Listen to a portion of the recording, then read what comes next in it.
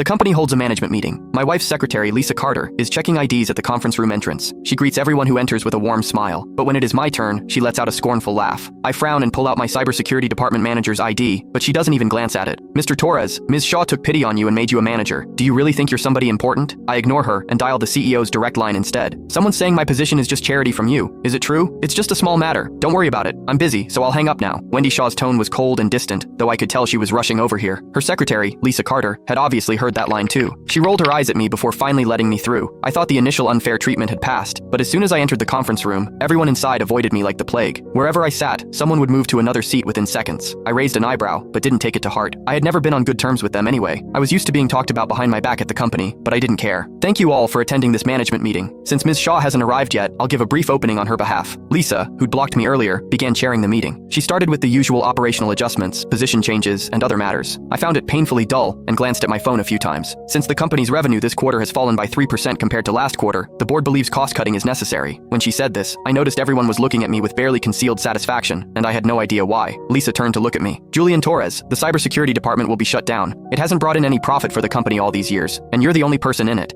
Keeping a department in name only that contributes nothing is pointless, and it reflects badly on the company. I finally understood why everyone was treating me so strangely today. The absurdity of it made me question her. Are you serious? You're really shutting down my department? She let out a snort, as if I couldn't understand plain language. A few colleagues took the opportunity to gang up on me. Come on, Julian, isn't that clear enough? If you can't accept it, maybe you should reflect on yourself. You've been playing on your phone since the meeting started. Disrespecting Ms. Carter is equivalent to disrespecting Ms. Shaw. You do know that, right? Hearing that, I was genuinely speechless. I was checking my phone to monitor the firewall in real time, making sure no virus could hit the company's core systems while I'm away. How on earth does that count as disrespecting Ms. Shaw? They didn't understand a thing, yet there they were, spouting nonsense. Seeing how I responded, they changed tactics again. What's the point of your monitoring? It's not like there are that many threats. We've never even heard of one. Exactly. You probably slack off in your office all day, and now you want to pretend you're working hard? Drop the act. You're just doing this because Ms. Shaw is about to arrive. I looked around at the open hostility directed at me and realized I had never fully understood just how many people looked down on me. The irony was that I was being mocked precisely because the company's system had never been breached. The situation suddenly reminded me of a joke I'd seen online about a programmer who deliberately created bugs just so someone would call him to fix them, all to avoid looking idle. Somehow, the comparison felt uncomfortably accurate. I realized that quietly doing the work without much fanfare clearly hadn't done me any favors. Since that was the case, there was no reason for me to keep being polite. I slowly stood up and met each of their gazes. Without me, this company would have gone under long ago. Who do you think you are bossing me around like that?